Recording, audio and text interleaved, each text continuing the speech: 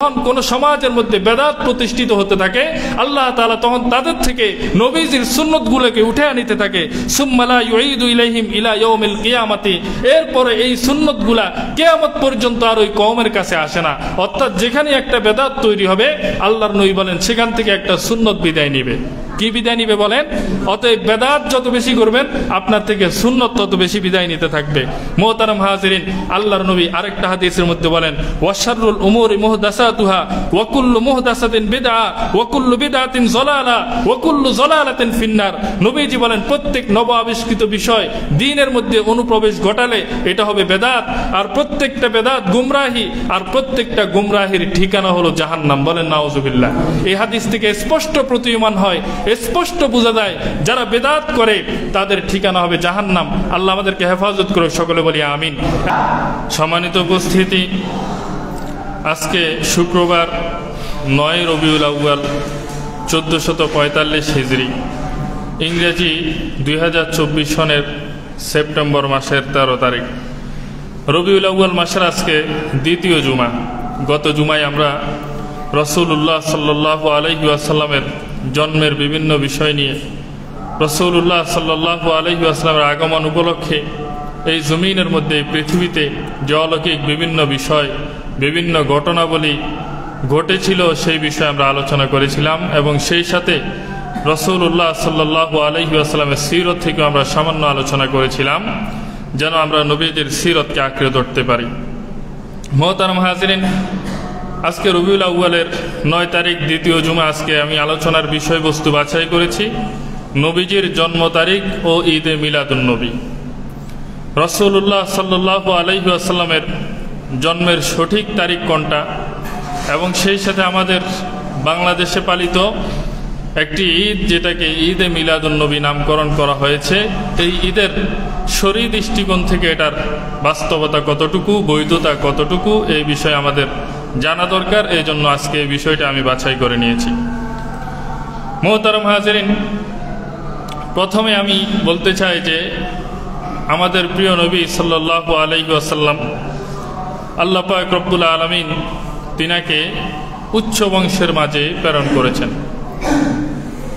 এমন একটি বংশে তিনি জন্মগ্রহণ করেছেন, যেই বংশটা এই জমিনের মধ্যে সবচাইতে উচ্চ বংশ, সবচাইতে নামি দামি বংশ।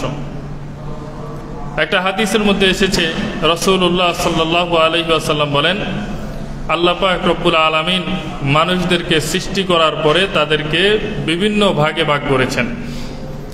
এই বিভিন্ন ভাগে ভাগ করার ক্ষেত্রে সবচাইতে উত্তম যেই ভাগ, সেখানে আল্লাহ আমাকে রেখেছেন, এবং সেই ভাগের মধ্যে আল্লাহ তাআলা আবার বিভিন্ন কবিলার, বিভিন্ন গোত্রের ভাগ করেছেন। সেই ভাগগুলোর মধ্যেও আমাকে আল্লাহ পাক রব্বুল আলামিন সবচাইতে উত্তম যেই ভাগ সেখানে রেখেছেন, এবং এই ভাগগুলোর মধ্যেও আল্লাহ তাআলা বিভিন্ন বংশে বংশে ভাগ করেছেন, এবং সেখানে সবচাইতে উত্তম যেই বংশ, আল্লাহ তাআলা আমাকে সেই বংশে দিয়েছেন।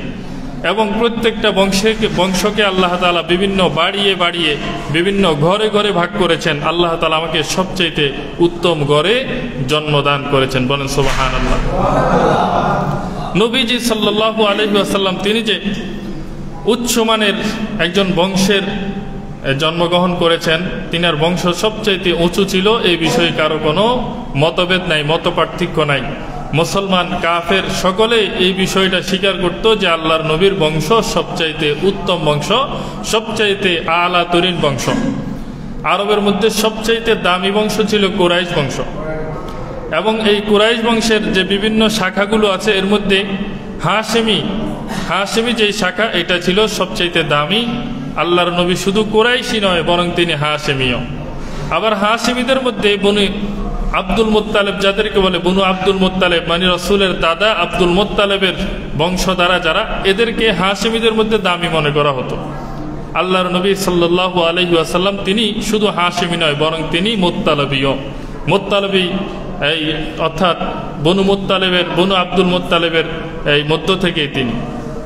এই জন্য আল্লাহর নবী তিনি সবচাইতে দামি বংশীয় লোক। রাসূলুল্লাহ সাল্লাল্লাহু আলাইহি ওয়াসাল্লামের বিরুদ্ধে কাফেররা নানান ধরনের মিথ্যা কুৎসা ইত্যাদি রটাইতো, কিন্তু নবীজির বংশ নিয়ে কেউ কোনো কথা বলার দুঃসাহস করত না।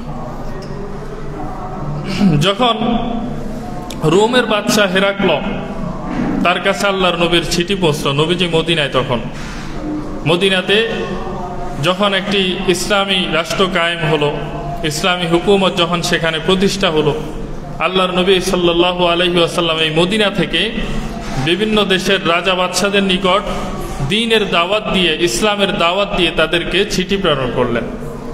রোমের বাদশা যখন হেরাক্লর নিকট এটা পৌঁছল, চিঠি পৌঁছার পরে তিনি খবর দিলেন যে দেখো আশপাশে আরবের কোনো কাফেলা আছে কিনা, আমি তাদের নিকট এই বার্তা যিনি প্রেরণ করেছেন তিনার ব্যাপারে যাচাই বাছাই করতে চাই।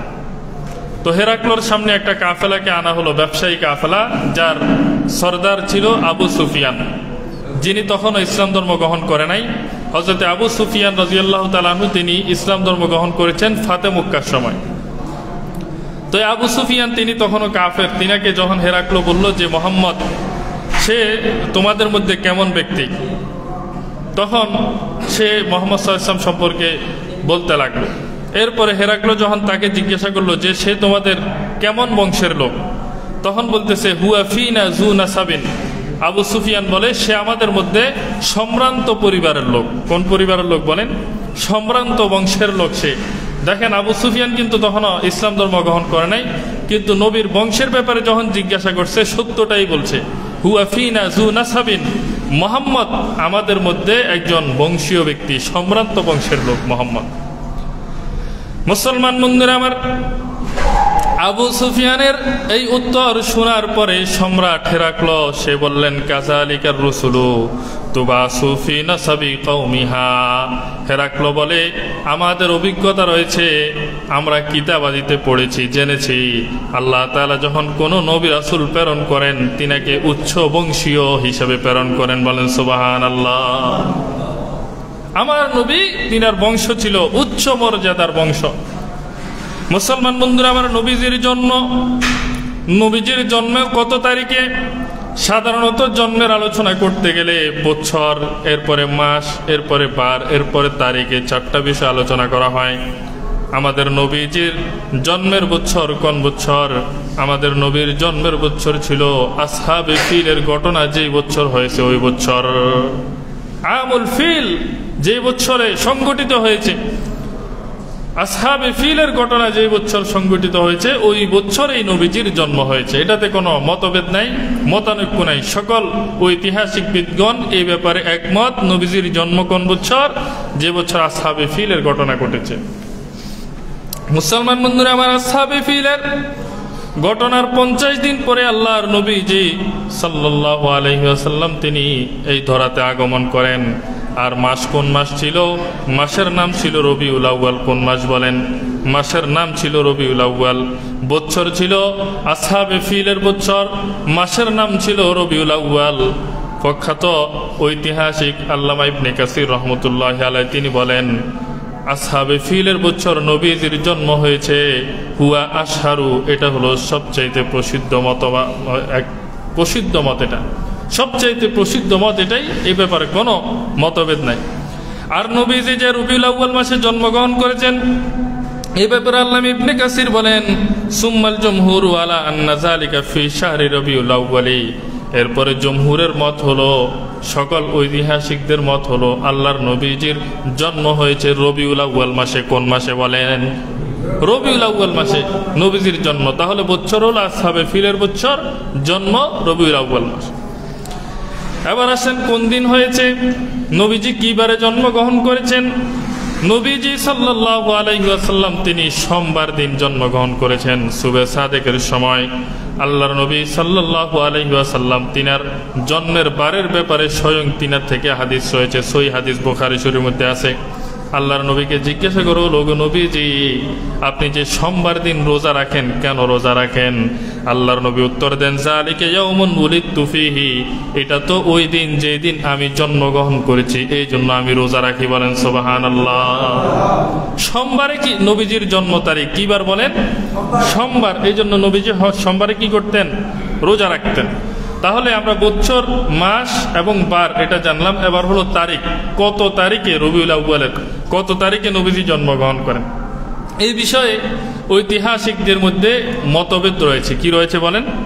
কত তারিখ মতভেদ, বলে হুজুর মতভেদ কেন? কারণ তখনকার সময়ে তারিখ ইত্যাদি লেখার তেমন একটা প্রচলন ছিল না। আমাদের সময় যেমন বাচ্চা জন্মগ্রহণ করার পরে আমরা এই জন্ম নিবন্ধন, এভাবে আইডি কার্ড, আমাদের পাসপোর্ট ইত্যাদিতে জন্ম তারিখের প্রয়োজন হয়, এই জন্য আমরা লিখে রাখি। বিভিন্ন অফিসিয়াল কাজকর্মে আমাদের যেহেতু প্রয়োজন হয়, এই জন্য আমরা এই তারিখটাই কি করে রাখি, সংরক্ষণ করে রাখি।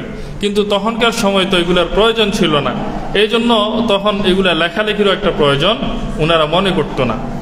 তো এই জন্য নবীজির তারিখ, সঠিক তারিখ কত, এই বিষয়ে ঐতিহাসিকদের মধ্যে কি রয়েছে, মতভেদ রয়েছে। এ ব্যাপারে প্রায় 7টা মত পাওয়া যায়। কয়টা মত বলেন? 7টা মত। 7টা মত থেকে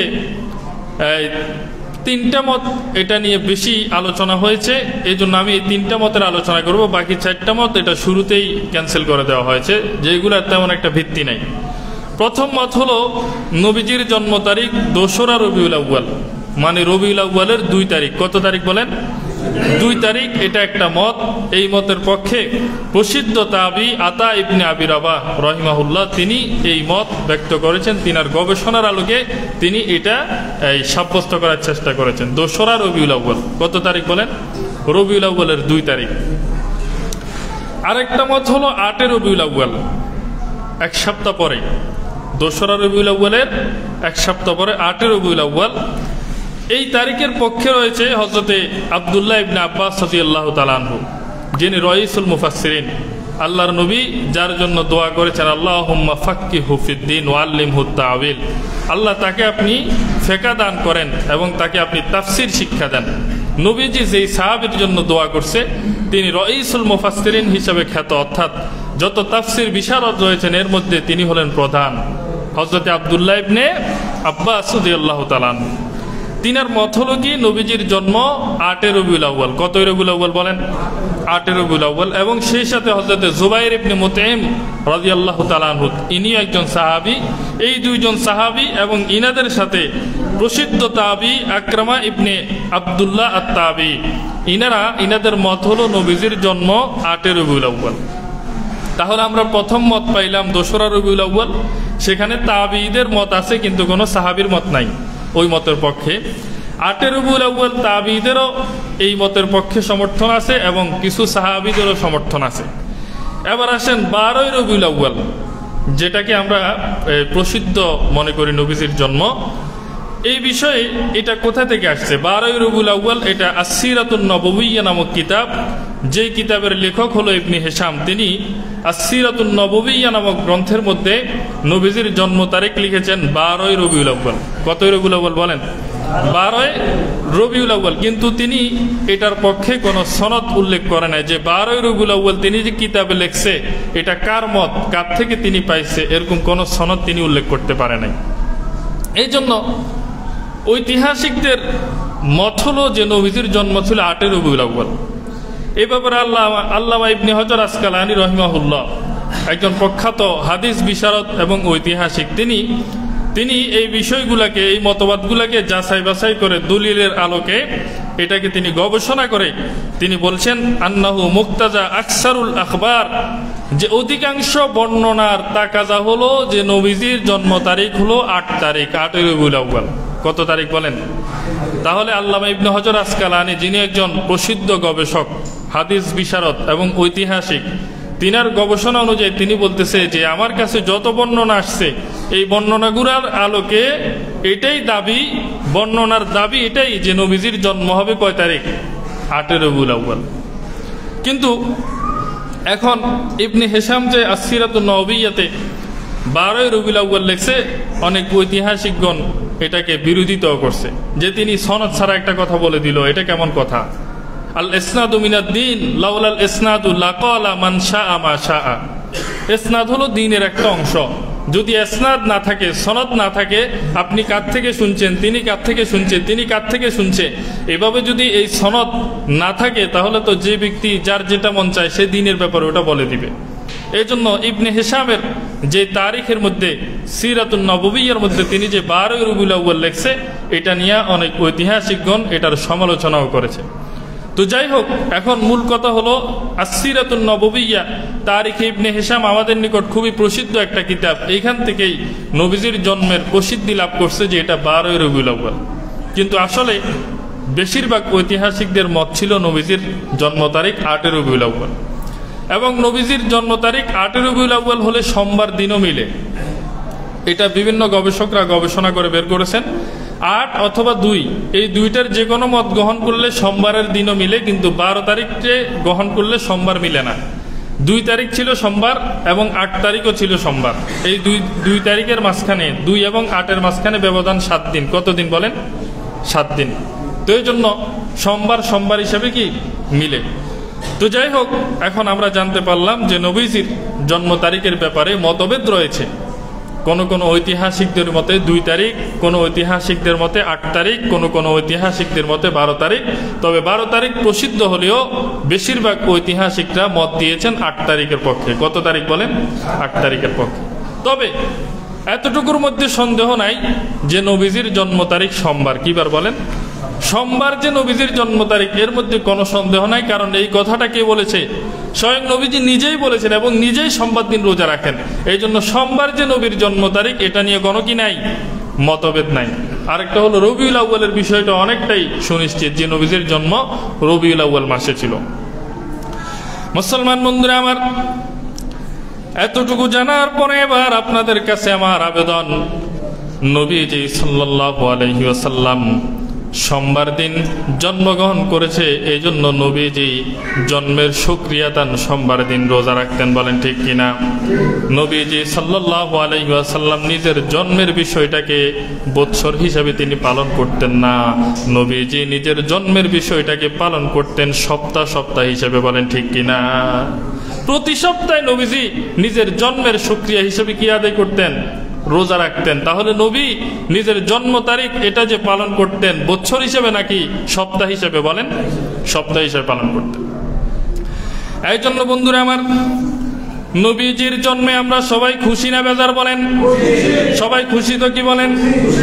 আল্লাহ পাক রব্বুল আলামিন এই জাহিলিয়াতের অন্ধকারের সময় আমাদেরকে, এই নবীজিকে আমাদেরকে দিয়েছেন যেন এই নবীজির আলোতে পুরা জগৎবাসী আলো পায়। বলেন ঠিক কিনা?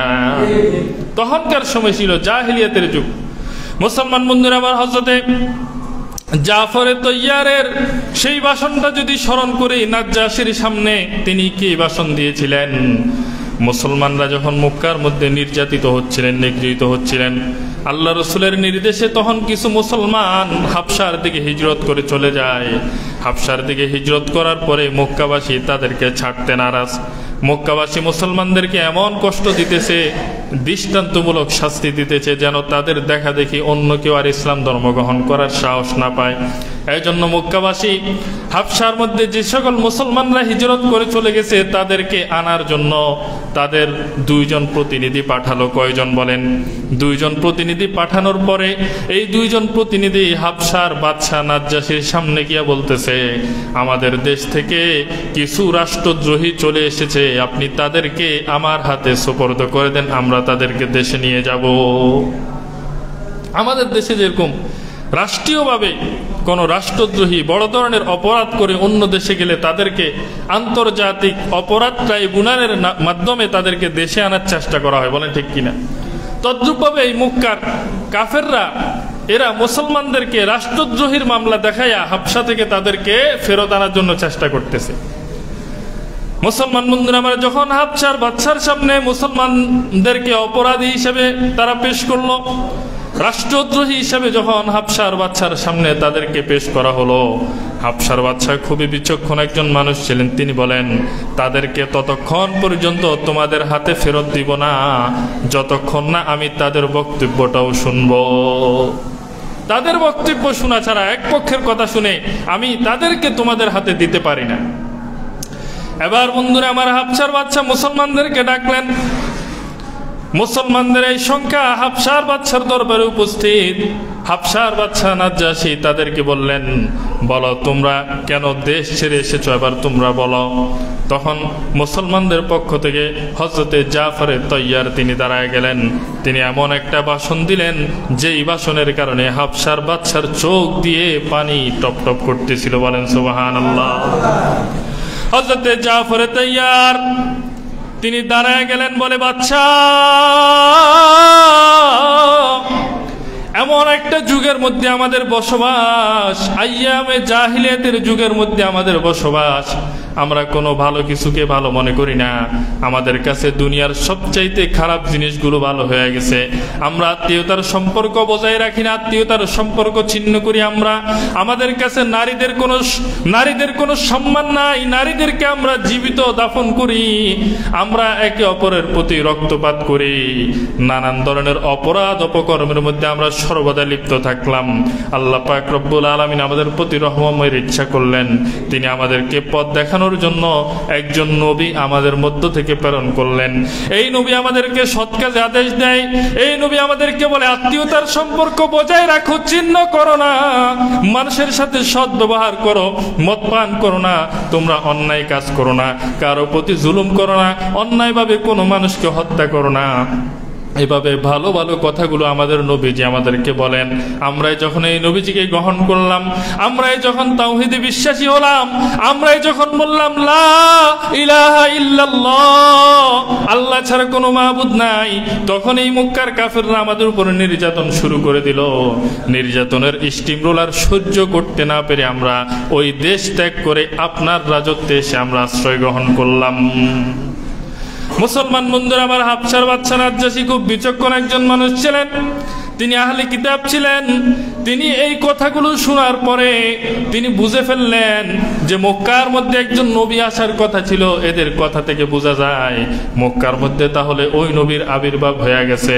তিনি তখন ওই মক্কা থেকে আগত দুইজন কাফেরদের দূত, দুইজন কাফেরদের যে উপদেষ্টা আসছে তাদেরকে বলছে, তোমাদের হাতে দেওয়া যাবে না। এই লোকগুলো এরা তো ভালো মানুষ, এদেরকে আমি তোমাদের হাতে দিতে পারি না, তোমরা চলে যাও। তারা সেখান থেকে লাঞ্ছিত হয়ে সেখান থেকে ফেরত আসলো। আর এই মুসলমানরা এবার হাবশার মধ্যে আরামে বসবাস করতে লাগলেন। বলেন সুবহানাল্লাহ। ইতিহাসের মধ্যে লেখে, সেই জাফর তৈয়ারের ভাষণ শুনে হাবশার বাদশা নাজ্জাশী মনে মনে তিনি ইসলাম ধর্ম গ্রহণ করে ফেলছে, কিন্তু মানুষের সামনে প্রকাশ করে নাই। কারণ তিনার পুরা রাজত্বের মানুষ সবাই তখন তার বিরুদ্ধে চলে যাবে, এই জন্য প্রকাশ করে নাই। তিনি মনে মনে ইসলাম ধর্ম গ্রহণ করছে। মুসলমান বন্ধুরা আমার, এবার তাহলে আমরা বুঝতে পারলাম আল্লাহর নবী সাল্লাল্লাহু আলাইহি ওয়াসাল্লাম জাহিলিয়াতের যুগে আল্লাহ পাক রব্বুল আলামিন তিনাকে প্রেরণ করেছেন। আর আল্লাহর নবী সাল্লাল্লাহু আলাইহি ওয়াসাল্লাম দ্বীনের দাওয়াতের মাধ্যমে আমাদেরকে আলোর পথে নিয়ে আসছে। বলে ঠিক কিনা? এই জন্য বিশ্বনবীর জন্মে আমরা আনন্দিত, কারণ তিনি আমাদেরকে এমন কিছু দিয়েছেন, এমন কিছু যেটা আর কেউ দেয় নাই। বলেন ঠিক কিনা? এই জন্য আল্লাহর নবী বলেন, তোমরা আমাকে ভালোবাসো, তোমরা আমার সুন্নতকে ভালোবাসো। যতক্ষণ আমাকে ভালো না বাসবা ততক্ষণ ইমানদার হতে পারবা না। লা ইউমিনু আহাদুকুম হাত্তা আকুনা হাব্বা ইলাইহি মিন ওয়ালাদিহি ওয়া ওয়ালিদিহি ওয়ান নাসি আজমাইন। আল্লাহর নবী বলে, যতক্ষণ তোমার সন্তান থেকে আমাকে বেশি ভালো না বাসবা, যতক্ষণ তোমার পিতা থেকে আমাকে বেশি ভালো না বাসবা, যতক্ষণ তোমার স্ত্রী, তোমার আত্মীয়স্বজন, বন্ধু বান্ধব, পাড়া প্রতিবেশী সকল থেকে যদি আমার ভালোবাসা তোমার দিলের মধ্যে না হয়, ততক্ষণ পর্যন্ত তুমি ইমানদার হতে পারবে না। যতক্ষণ নবীর ভালোবাসা সবচেয়ে বেশি না হবে ততক্ষণ পরিপূর্ণ ইমানদার হওয়া যাবে না। বলেন ঠিক কিনা? এই জন্য খলিফাতুল মুসলিমিন হযরত ওমর ফারুক রাদিয়াল্লাহু তাআলা আনহু আল্লাহর নবীজিকে বলেন, ওগো নবীজি, আমি আপনাকে ভালোবাসি। আল্লাহর নবী বলে, ওমর, তুমি কি নিজের জীবন থেকে ও নিজের জান থেকে আমাকে বেশি ভালোবাসো কিনা? হযরত ওমর বলে, না না ইয়া রাসূলুল্লাহ, নিজের জীবন থেকে তো আপনাকে বেশি ভালোবাসি না। আল্লাহর নবী বলে, না না ওমর, তাহলে এখনো তোমার ঈমান পরিপূর্ণ হয় নাই, পূর্ণাঙ্গ ঈমানদার মুসলমান এখনো তুমি হতে পারো নাই। যতক্ষণ তোমার দিলের মধ্যে তোমার নিজের জীবন থেকে আমার ভালোবাসা বেশি না হবে ওমর, ততক্ষণ পর্যন্ত পরিপূর্ণ ঈমানদার হওয়া যাবে না। ওমর রাদিয়াল্লাহু তাআলা আনহু চিন্তা করে নিজের মনকে বুঝায় আবার ডাক দিয়ে বলে, ইয়া রাসূলুল্লাহ, ইয়া হাবিবাল্লাহ, আমি আমার নিজের জীবন চাইতে আপনাকে বেশি ভালোবাসি। আল-আন ইয়া রাসূলুল্লাহ, ওগো নবীজি, এখন আপনি আমার হৃদয়ের মধ্যে সবচাইতে বেশি প্রিয়, আমার নিজের জীবন থেকেও বেশি প্রিয়। আপনার জন্য প্রয়োজন হলে আমার নিজের জীবনটা আমি এখন কোরবান দিতে পারি। আল্লাহর নবী বলে, আল-আন ইয়া ওমর, আল-আন ইয়া ওমর, হে ওমর, এখন তোমার ঈমান পরিপূর্ণ হয়েছে, এখন তোমার ভালোবাসা সচ্চা ভালোবাসায় পরিণত হয়েছে। বলেন সুবহানাল্লাহ। এটা ছিল নবীর প্রতি ভালোবাসা। আমাদেরকে এমন ভালোবাসতে হবে, বলে ঠিক কিনা? এই জন্য নবীজিকে নিজের জীবন থেকেও কারা কারা বেশি ভালোবাসি দুহাত তুলে দেখায়, আল্লাহ কবুল করেন, সকল বলি আমিন। নবীজির প্রতি আমাদের কোনো বিদ্বেষ দিলের মধ্যে রাখলে আমাদের ঈমান চলে যাবে, বলেন ঠিক কিনা? নবীর প্রতি কোনো দুশমনি রাখলে ঈমান চলে যাবে। শুধু তাই নয়, কোনো দুশমন যদি আমার নবীকে নিয়ে কটূক্তি করে আর যদি তোমার হৃদয় না কাঁদে, তাহলে তুমি মুসলমান থাকতে পারবে না, বলেন ঠিক কিনা? বিশ্ব নবীর অপমানে যদি না কাঁদে তোমার মন, মুসলিম নয় মুনাফিক, তুমি নবীজির দুশমন, বলেন ঠিক কিনা? নবীর মহব্বত দিলের মধ্যে থাকতে হবে তো, বলেন। কিন্তু নবীর মহব্বতকে পুঁজি করে যদি আমাদের সমাজের মধ্যে কুফুর, শিরিক, বেদাতের বিভিন্ন বিষয়গুলোর যদি সয়লাভ চলতে থাকে, তাহলেও কিন্তু ইমানদার সহ্য করতে পারে না, বলেন ঠিক কিনা? এই কথা বললাম এই জন্য। এবার শুনেন, আমাদের দেশে 12ই রবিউল আউয়ালকে কেন্দ্র করে একটা ঈদ পালিত হয়, ঈদে মিলাদুন নবী। নাম শুনছেন না আপনারা? আমাদের এদিকে গ্রামগঞ্জে তেমন একটা এটা পালিত হয় না। বিশেষ করে বিভিন্ন শহরের মধ্যে, ঢাকা, চট্টগ্রাম, এই জাতীয় বিভাগীয় শহরগুলোর মধ্যে এটা চোখে পড়ে। আমাদের এদিকে তেমন একটা চোখে পড়ে না। এটার নাম হলো ঈদে মিলাদুন নবী। নাম কি বলেন? ঈদে মিলাদুন নবী। এরা বিভিন্ন নাম দিয়ে থাকে, জশ্নে জুলুস ঈদে মিলাদুন নবী। ঈদে মিলাদুন নবীর নামে তারা আনন্দ মিছিল বের করে, র্যালি বের করে। এভাবে তাজিয়া মানে হলো একটা কবর বানাইয়া, এই কবরকে নিয়ে তারা মিছিল করে। এভাবে নানান ধরনের এই বিষয়গুলা ঈদে মিলাদুন নবীকে কেন্দ্র করে করা হয়। এখন এই ঈদে মিলাদুন নবী, এটার বাস্তবতা কতটুকু, নবী প্রেমের দোহাই দিয়ে এটা যে আমরা পালন করি, বা আমাদের নতুন প্রজন্ম যে দেখতেছে 12ই রবিউল আউয়াল একটা নতুন ঈদ পালিত হচ্ছে, আমাদের নতুন প্রজন্ম তো মনে করবে এটাও একটা ইসলামের অংশ। আসলে বাস্তবে এটার বাস্তবতা কতটুকু, শরীয়ত দৃষ্টিকোণ থেকে এটা কতটুকু বৈধ অবৈধ, এটা জানার দরকার আছে কিনা বলেন। যদি এটার বাস্তব বিষয়গুলো আজকে কোরআন এবং সুন্নাহর আলোকে যদি আপনাদের সামনে পেশ করি, আপনারা কি আমার উপর বেজার হবেন? কি বলেন, বেজার হবেন? আমি আপনাদের এই চেয়ারে আপনারা যেদিন থেকে আমাকে বসিয়েছেন, সেই দিন থেকে বাস্তব কথাগুলো, যেগুলো আপনাদের ফায়দা হবে, এই কথাগুলোই আপনাদেরকে আমি বলার চেষ্টা করি। আপনাদের ক্ষতি হবে, দিন এবং দুনিয়ার কোনো ক্ষতি, এরকম কোনো কথা আপনাদেরকে বলার আমি চেষ্টা করি না। যেহেতু একজন খতিব হিসেবে আপনাদের এই আসনে আমি বসেছি, সেই হিসাবে শরীয়ত দৃষ্টিকোণ থেকে বৈধ অবৈধ, হালাল হারাম, বেদাত সুন্নাত, এই বিষয়গুলো নির্ধারণ করে আপনাদেরকে দেখিয়ে দেওয়া এটা আমার দায়িত্ব, বলেন ঠিক কিনা? যদি আপনাদেরকে ভুলভাল দিক নির্দেশনা দিয়ে একটা হারাম জিনিসকে হালাল বলে আপনাদেরকে এটা পালন করার জন্য উদ্বুদ্ধ করলাম, তাহলে আল্লাহর কাছে আমাকে ধরা খেতে হবে কিনা বলেন? কি বলেন, ধরা খেতে হবে তো। এভাবে কোনো হালাল জিনিসকে হারাম বলা এটাও আমার পক্ষে সম্ভব নয়। অতএব ঈদে মিলাদুন নবীর বিষয়টা খুবই সেন্সিটিভ। আমাদের দেশে বহু মানুষ এটার প্রতি মহব্বত রাখেন, আপনাদের মধ্যে কেউ থাকতে পারে। এই জন্য আমি আগেই এটা ক্লিয়ার করে দিচ্ছি, আমার এই মসনদ থাকুক আর না থাকুক, এই মসজিদে চাকরি থাকুক আর না থাকুক, এখান থেকে চাকরি চলে যাবে তো আল্লাহ আমাকে আরো ভালো বড় মসজিদে নিয়ে যাবে। আপনাদের বিশ্বাস হয়? আমি এই পর্যন্ত যতবারই ট্রান্সফার হয়েছি, আমার এর থেকে আরো ভালো মসজিদে চাকরি হয়েছে, কখনো আমার তানাজ্জুলি হয় নাই। কথা বুঝেন নাই? আমি এক সময় 2011 সালে যখন জুমা পড়াইতাম, তখন আমার বেতন ছিল মাত্র 1000 টাকা। কত? এখানে তখন এমন একটা মসজিদ, ওইটা আপনাদেরকে এখন নিলে আপনারা কবেন হুজুর এই জঙ্গলেও আপনি নামাজ পড়াইছেন। কথা বুঝেন নাই? তো আমার যতবারই ট্রান্সফার হয়েছে আলহামদুলিল্লাহ এর থেকে ভালো মসজিদে হয়েছে। এই জন্য আমি এখনো বিশ্বাস রাখি, এখান থেকে চাকরি চলে যায় মানে আমি বসে থাকবো তা নয়, বরং এর থেকে আরো ভালো মসজিদে আমার চাকরি হয়, বলে ঠিক কিনা? তো এই জন্য সঠিক কথাটা আপনাদেরকে বলি, 12ই রবিউল আউয়াল যে ঈদে মিলাদুন নবী পালিত হয় এবং এটাকে স্লোগান দেওয়া হয় সকল ঈদের সেরা ঈদ। শুনছেন না আপনারা? সকল ঈদের সেরা ঈদ বলা হয়। আসলে এটার বাস্তবতা কতটুকু? মুহতারাম হাজিরিন, প্রথমে আমরা শুনি যে ঈদ শব্দটা ইসলামে আছে কিনা। ঈদ শব্দটা ইসলামের মধ্যে আছে। ঈদ শব্দের অর্থ হলো আনন্দ। সূরাতুল মায়েদার মধ্যে ঈদ শব্দের কথা এসেছে।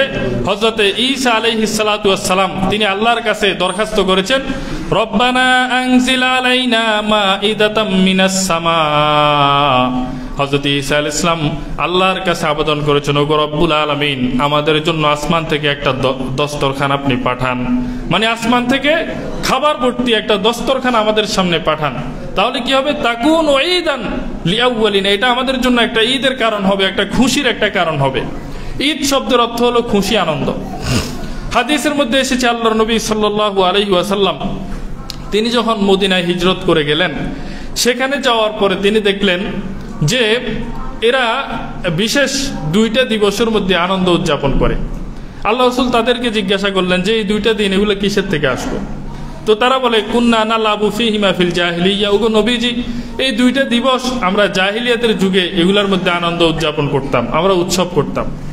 আল্লাহর নবী তখন আল্লাহ তাআলার আদেশে তাদেরকে বললেন যে আল্লাহ তাআলা তোমাদেরকে এই দুইটা দিবসের পরিবর্তে আরো দুইটা দিবস দিয়া আল্লাহ পরিবর্তন করে দিয়েছেন। হ্যাঁ, একটা হলো ঈদুল ফিত্রি আর একটা হলো ঈদুল আজহা। আল্লাহর নবী মুসলমানদেরকে জানায় দিলেন, তোমাদের জাহিলিয়াতের যুগের যেই দুইটা দিবস তোমরা পালন করতে, এগুলা বাদ আল্লাহ এটার পরিবর্তে নতুন দুইটা দিবস তোমাদেরকে দিয়েছেন, যেই দুইটা দিবসে তোমরা আনন্দ উদযাপন করবে। একটার নাম হলো ঈদুল ফিতর আর একটার নাম ঈদুল আজহা। হাদিসের মধ্যে দুইটা ঈদের কথা আসছে। কয়টা ঈদ বলেন? দুইটা ঈদ। আল্লাহর নবী বলেন আল্লাহ তোমাদেরকে দুইটা ঈদ দিয়েছেন। কয়টা ঈদ বলেন? আল্লাহ তোমাদেরকে দুইটা দিবস দিয়েছেন। কয়টা দিবস বলেন? দুইটা। আর নবীজি এই দুইটা দিবসে পালন করছে, সাহাবীরা এই দুইটা দিবস পালন করছে, সাহাবীদের পরের যুগ তাবিনরা তারা এই দুইটা দিবস পালন করছে, এবং তাবিনদের পরে তবে তাবিন তারাও এই দুইটা দিবস পালন করছে। নবীজি বলেন খায়রুল কুরুনি করনি সুম্মাল্লাযিনা ইয়ালুনাহুম সুম্মাল্লাযিনা ইয়ালুনাহুম। আল্লাহর নবী বলেন শ্রেষ্ঠ যুগ হলো আমার যুগ, এর পরের যুগ হলো তার পরবর্তী যুগ, এর পরের যুগ তার পরবর্তী যুগ। এই জন্য তিন যুগকে শ্রেষ্ঠ যুগ বলা হয়। এই তিন যুগের মানুষ তারাও পালন করেছে দুইটা ঈদ, ঈদুল ফিতর আর ঈদুল আজহা। বলেন ঠিক কিনা? বলে হুজুর তাহলে ঈদে মিলাদুন নবী এটা কখন থেকে আসলো? ঈদে মিলাদুন নবী আসার কারণ হলো ঈদে মিলাদুন নবী সর্বপ্রথম আবিষ্কৃত হয় 604 হিজরিতে। কত হিজরি বলেন? 6 বলেন। 604 হিজরি, মানে হিজরি সন গণনা হয়েছে নবীজির হিজরত করার সময় থেকে নিয়ে। নবীজি যে মক্কা থেকে মদিনায় হিজরত করলেন ওই সময় থেকে হিজরি সনের গণনা আরম্ভ হয়েছে। এর মানে 604 হিজরিতে ঈদে মিলাদুন নবী এটা আবিষ্কার হওয়া শুরু হয়েছে। মানে হলো কি বলেন? মানে নবীজির মৃত্যুর প্রায় 600 বছর পরে। কত বছর পরে বলেন? প্রায় 600 বছর পরে ঈদে মিলাদুন নবীর আবিষ্কার হয়। এটা কোথায় আবিষ্কার হয়? এটা ইরাকের একটা শহর, যে শহরের নাম ছিল মোসেল। যে শহরের নাম কি বলেন? ইরাকের মোসেল শহর। ঈদে মিলাদুন নবী কিন্তু মক্কা মদিনায় আবিষ্কার হয় নাই। খেয়াল করেন, ইরাকের মোসেল শহরের মধ্যে এই ঈদে মিলাদুন নবী আবিষ্কার হয়। তৎকালীন সময়ের বাদশাহ যার নাম ছিল আবু সাইদ মুজাফফর কাউকুরি, কেউ কেউ বলছে কুকুরি, কেউ কেউ বলছে কাউকুরি, তার নাম বাদশাহ আবু সাইদ মুজাফফর। তিনি এই ঈদে মিলাদুন নবীকে আবিষ্কার করেন। এই বাদশাহ মুজাফফর ইন্তেকাল করেন 630 হিজরিতে। কত হিজরিতে বলেন? 630 হিজরিতে। সে এটাকে আবিষ্কার করছে একজন মৌলবীর মাধ্যমে। এই মৌলবীর নাম ছিল আবুল খাত্তাব ওমর ইবনে দাহিয়া। নাম কি বলেন? আবুল খাত্তাব ওমর ইবনে দাহিয়া। একজন দরবারি মৌলবী ছিল, রাজার রাজ দরবারে ঘুরে ফিরে করে যে কিছু টাকা পয়সার জন্য, এরকম একটা মৌলবী ছিল যেটাকে দরবারি আলেম বলে। এই দরবারি আলেমের ব্যাপারে আল্লামা ইবনে হজর আসকালানি বলতেছে, কানা কাসিরুল ওয়াকিয়াতি ফিল আইম্মাতি ওয়া ফিস সালাফি মিনাল উলামা। সে আলেমদেরকে, আলেম উলামাদেরকে এভাবে পূর্ববর্তী সলফে সালেহিন মুহাদ্দিসিনদেরকে গালিগালাজ করত।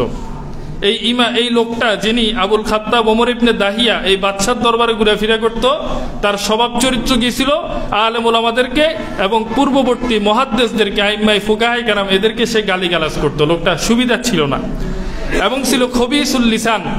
তার মুখের ভাষা ছিল অশ্লীল ভাষা, কথাবার্তার মধ্যে কোনো শালীনতা ছিল না। আহমাকুন, এবং সে নির্বোধ ছিল। শাদীদুল কিবরি, খুব প্রচুর পরিমাণে এই লোকটা অহংকারী ছিল। কলিলুন নাজারি ফি উমুরিদ দ্বীন, দ্বীনি বিষয়ে তার গভীর জ্ঞান ছিল না। হ্যাঁ, এভাবে মুতাহাবিনান, সে অলস ছিল। আল্লামা ইবনে হজর আসকালানি বলেছিলাম, তিনি একজন প্রখ্যাত মুহাদ্দিস এবং ঐতিহাসিক। তিনি এই লোকের ইতিহাস আমাদের সামনে তুলে ধরেছেন যে লোকটা এমন এমন ছিল। এই লোকের মাধ্যমেই এই ঈদে মিলাদুন নবীর আবিষ্কার হয়। কত হিজরিতে বলেন? 604 হিজরিতে। এর আগে কোন সাহাবী, কোন তাবি, রসুল নিজেও ঈদে মিলাদুন নবী পালন করেন নাই। মোহতারাম হাজিরিন, এখন প্রশ্ন হলো, ঈদে মিলাদুন নবী যদি উদযাপন হয় তাহলে সমস্যা কি? একটা নতুন ঈদ, অসুবিধা কি, সমস্যা কি? তো এটা সমস্যা অনেক। সমস্যা কি? অনেক। কি কি সমস্যা আসেন? এক নম্বর হলো ঈদ নামে সংযোজন। আল্লাহর নবী ঈদ রেখে গেছে 2টা, তাও আল্লাহর নির্দেশে। কার নির্দেশে বলেন? আল্লাহর নবী হাদিসের মধ্যে বলছে, কদ আবদালাহুমাল্লাহু, আল্লাহ এই 2টা দিনকে পরিবর্তন করে তোমাদেরকে নতুন 2টা দিন দিছে। আল্লাহর কথা বলছে। তাহলে 2টা দিন আমরা যে পালন করি, ঈদ উল ফিতর, ঈদ উল আজহা, এটা কার পক্ষ থেকে? তাহলে আল্লাহ আমাদেরকে 2টা ঈদ দিয়েছেন, রসুল 2টা ঈদ দিয়েছেন, সাহাবীরা 2টা ঈদ পালন করেছে, তাবিইনরা 2টা ঈদ পালন করেছে, তবে তাবিইনরা 2টা ঈদ পালন করেছে। এখন এসে আমরা বলতেছি ঈদ 3টা। তাহলে ঈদ যদি 3টা হইতো তাহলে রসুল কেন পালন করলেন না? সাহাবীরা কেন পালন করলেন না? এই 3 নম্বর ঈদ, ঈদে মিলাদুন নবীর মধ্যে যদি এতই ফজিলত থাকতো, এটা যদি সকল ঈদের সেরা ঈদ হইতো, সবচাইতে বেশি আনন্দের দিন হইতো, তাহলে তো রসুলও পালন করতো। বলেন ঠিক কিনা? তাহলে এটা ঈদের নামে নতুন করে সংযোজন, যেটা দ্বীনের মধ্যে অনুচিত। 2 নম্বর বিষয় হলো, এই ঈদের মধ্যে অপচয় এবং নানান বেদাতি কর্মকাণ্ড পরিলক্ষিত হয়। একটা পার্থক্য বুঝেন, আমাদের মুসলমানদের যে কোনো খুশি, এটাও কিন্তু আল্লাহর ইবাদতের মাধ্যমে পালিত হয়। বলে ঠিক কিনা? আমরা যে ঈদ উল ফিতর, এটা আমরা আদায় করি কেন? যে আমরা খুশি। কেন খুশি? কারণ আমরা রমজানে রোজা রাখলাম, এই জন্য আমরা খুশি। আর আমাদের এই খুশিটা আমরা প্রকাশ করি 2 রাকাত নামাজের মাধ্যমে। ঈদের নামাজ আছে 2 রাকাত নামাজ। কয় রাকাত বলেন? 2 রাকাত। এই নামাজের নাম সলাতুশ শুকর, শুকরিয়ার নামাজ, খুশির নামাজ। এভাবে ঈদ উল আজহার মধ্যেও 2 রাকাত নামাজ আছে, কিন্তু ঈদে মিলাদুন নবীতে কোনো নামাজ নাই। কি নাই বলেন? কোনো নামাজ নাই। এটা যেহেতু পরে আবিষ্কার হয়েছে, মানুষে আবিষ্কার করছে, এই জন্য এটার মধ্যে অন্য ঈদের সাথে কোনো মিলও নাই। তো বলতেছিলাম 2 নম্বর বিষয় হলো অপচয় এবং নানা বেদাতি কর্মকাণ্ড। এই ঈদকে কেন্দ্র করে যেভাবে আতশবাজি, ফটকাবাজি, এভাবে তাজিয়া মিছিল ইত্যাদি, এগুলাতে যেই পরিমাণ অপচয় করা হয়, লাইটিং ইত্যাদি করা হয়, এগুলা ইসলাম কখনো সমর্থন করে না। এবং সেই সাথে এটার মধ্যে নানান ধরনের বেদাতি কর্মকাণ্ড কি একটু পরে আমি বলবো, এখানে আছে। এই জন্য এই ঈদ, এটা কোনোভাবে ইসলাম সমর্থন করে না। 3 নম্বর হলো, যারা এই ঈদে মিলাদুন নবী পালন করে, তারা নবীজিকে হাজির নাজির মনে করে। কি মনে করে বলেন? অথচ হাজির নাজির হলো স্বয়ং আল্লাহ রব্বুল আলামিন, মানে সর্ব জায়গায় সর্বত্র যিনি বিরাজমান, যিনি আমরা এখানে কি করতেছি না করতেছি, এটা কে দেখতেছে বলেন? আল্লাহ তাআলা দেখতেছে।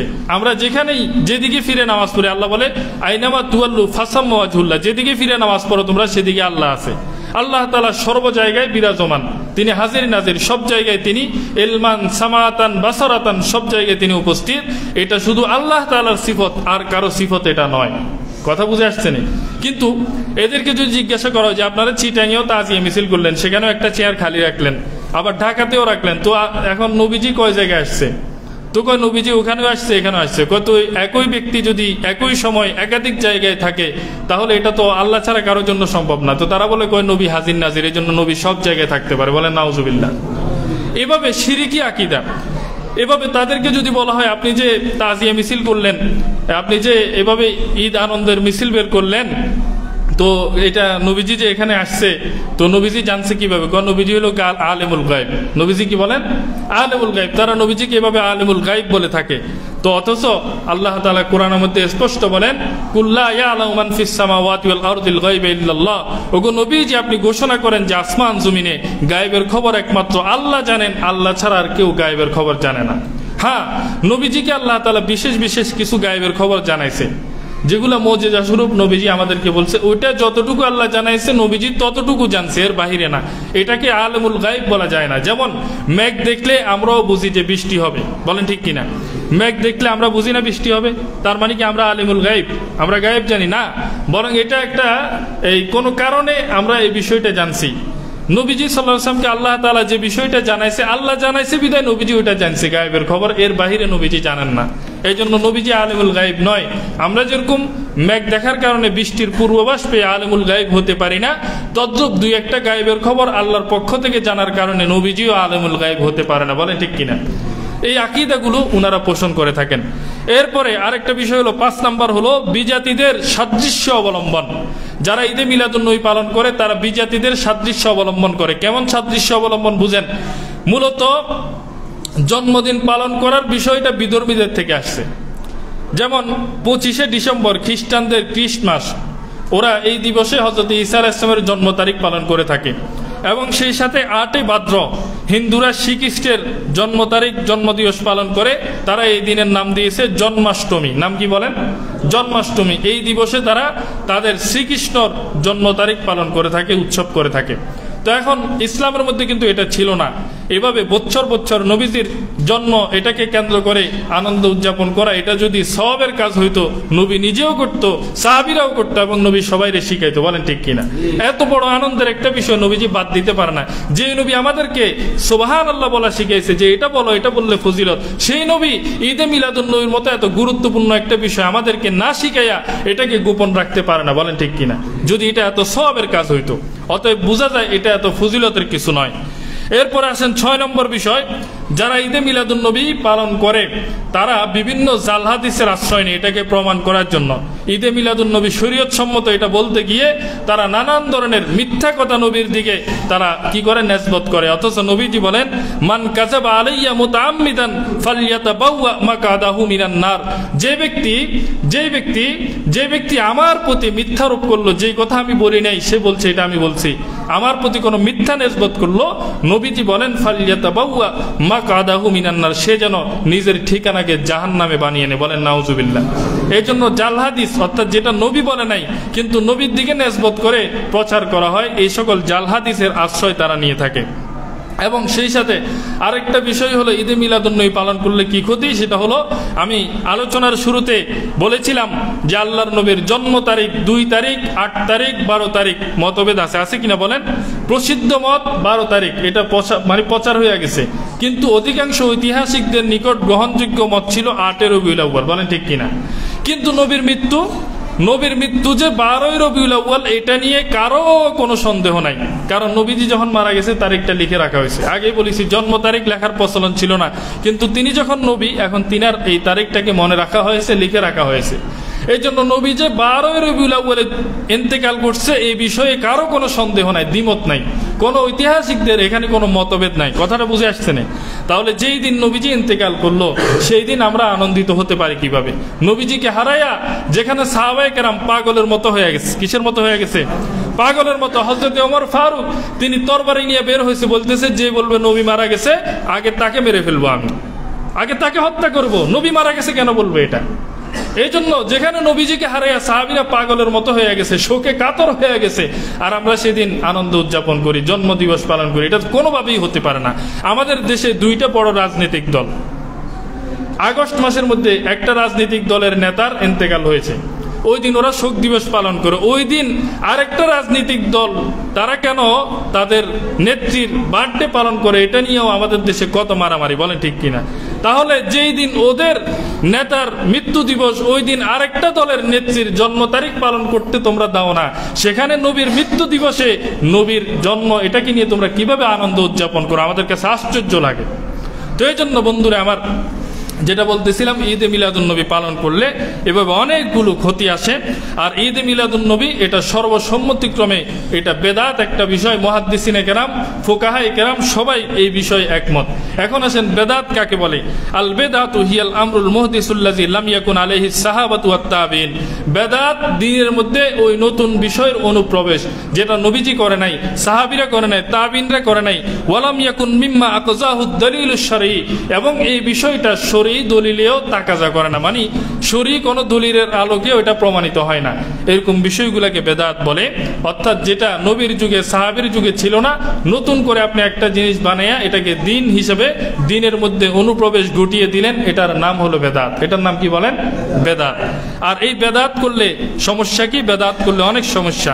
নবীজি সাল্লাল্লাহু আলাইহি ওয়াসাল্লাম তিনি বলেন, ফামান আহদাসা ফিহা হাদাসান আও আওয়া ফিহা মুহদিসান ফাআলাইহি লানাতুল্লাহি ওয়াল মালাইকা মালাইকাতু ওয়ান নাসি আজমাইন। নবীজি বলেন, কেউ যদি দ্বীনের মধ্যে নতুন কোনো জিনিসের অনুপ্রবেশ করে, বেদাত তৈরি করলো, অথবা সে বেদাতকে প্রশ্রয় দিল, যদি এমন কোনো ব্যক্তি হয়ে থাকে, তাহলে তার উপর আল্লাহর লানত, ফেরেশতাদের লানত, দুনিয়ার সকল মানুষের লানত। বলেন নাউজুবিল্লাহ। এবং নবীজি আরো বলেন, ওয়ালা ইয়াকবালু মিনহু সারফুন ওয়ালা আদলুন, ওই ব্যক্তির কোনো ফরজ ইবাদত, ওই ব্যক্তির কোনো নাফল ইবাদত আল্লাহর দরবারে আর কবুল হবে না। বুখারী শরীফের হাদিস 3172 নম্বর হাদিস। নবীজি সাল্লাল্লাহু আলাইহি ওয়াসাল্লাম আরেক হাদিসের মধ্যে বলেন, ইন্নাল্লাহা মুজিবুত তাওবা, ইন্নাল্লাহা কদ হাজাবাত তাওবাতা আন কুল্লি সাহিবি বিদআতিন। আল্লাহ পাক রব্বুল আলামিন যারা বেদাতি তাদের তওবার উপর পর্দা দিয়ে দিয়েছে, আল্লাহ এদের তওবাকে কখনো কবুল করবেন না। বলেন নাউজুবিল্লাহ। এভাবে নবীজি সাল্লাল্লাহু আলাইহি ওয়াসাল্লাম আরো বলেন, মাবতাদা কওমুন বিদআতান ফি দীনিহিম ইল্লা নাযাল্লাহু মিন সুন্নাতিহিম মিসলিহা। যখন কোন সমাজের মধ্যে বেদাত প্রতিষ্ঠিত হতে থাকে, আল্লাহ তাআলা তখন তাদের থেকে নবীজির সুন্নতগুলোকে উঠে আনিতে থাকে। সুম্মা লা ইউঈদু ইলাইহিম ইলা ইয়াউমিল কিয়ামাতি। এরপরে এই সুন্নতগুলা কিয়ামত পর্যন্ত আর ওই কওমের কাছে আসে না। অর্থাৎ যেখানে একটা বেদাত তৈরি হবে, আল্লাহর নবী বলেন সেখান থেকে একটা সুন্নত বিদায় নিবে। কি বিদায় নিবে বলেন? অতএব বেদাত যত বেশি করবেন, আপনার থেকে সুন্নত তত বেশি বিদায় নিতে থাকবে। মুহতারাম হাজিরিন, আল্লাহর নবী আরেকটা হাদিসের মধ্যে বলেন, ওয়াশাররুল উমুরি মুহদাসাতুহা ওয়া কুল্লু মুহদাসাতিন বিদআ ওয়া কুল্লু বিদআতিন যালালা ওয়া কুল্লু যালালাতিন ফিন্নার। নবীজি বলেন, প্রত্যেক নব আবিষ্কৃত বিষয় দ্বীনের মধ্যে অনুপ্রবেশ ঘটালে এটা হবে বেদাত, আর প্রত্যেকটা বেদাত গুমরাহি, আর প্রত্যেকটা গুমরাহির ঠিকানা হলো জাহান্নাম। বলেন নাউজুবিল্লাহ। এই হাদিস থেকে স্পষ্ট প্রতীয়মান হয়, স্পষ্ট বোঝা যায়, যারা বেদাত করে তাদের ঠিকানা হবে জাহান্নাম। আল্লাহ আমাদেরকে হেফাজত করে, সকলে বলি আমিন। এবং সর্বশেষ যে বিষয়টা বলে আলোচনা শেষ করতে চাই, সেটা হলো আমাদের কিয়ামতের দিন নবীজির শাফাআতের দরকার আছে কিনা বলেন? হাউজে কাউসারের পানির দরকার আছে কিনা বলেন? আল্লাহর নবী বলেন, আমি হাউজে কাউসারে তোমাদের আগে পৌঁছে যাব, আমি সেখানে তোমাদেরকে হাউজে কাউসারে পানি পান করাবো। তোমরা বিভিন্ন দলে দলে আমাদের কাছে আসতে থাকবে, দলে দলে আসতে থাকবে তোমরা, তা আমি তোমাদেরকে পানি পান করাবো। এরপর আমি দেখবো একটা দল আসতেছে, যাদেরকে দেখে আমি চিনবো। হঠাৎ দেখবো তাদের সামনে একটা পর্দা পড়ে গেছে। কি পড়ে গেছে? আমার এবং তাদের মাঝে একটা পর্দা পড়ে গেছে। আমি তখন বলবো, কি ব্যাপার, এদের সামনে পর্দা কেন পড়লো, সমস্যা কি? তখন আমাকে বলা হবে যে আপনি তো জানেন না আপনার পরে তারা কি করেছে, তারা দ্বীনের মধ্যে কি পরিবর্তন করেছে, তারা কেমন বেদাত আবিষ্কার করেছে, আপনি তো জানেন না। তখন নবীজি বলবেন, সুহকান সুহকান লিমান গায়্যারা বাদি, দূর করে দাও, দূর করে দাও যারা আমার পরে আমার দ্বীনের মধ্যে পরিবর্তন সাধন করেছে। বলেন নাউজুবিল্লাহ। আল্লাহ তাআলা আমাদের সকলকে সকল বেদাতি কর্মকাণ্ড থেকে আমাদের সকলকে হেফাজত করুক, সকলে বলি আমিন। ওয়া আখিরু দাওয়ানা আনিল হামদুলিল্লাহি রাব্বিল আলামিন।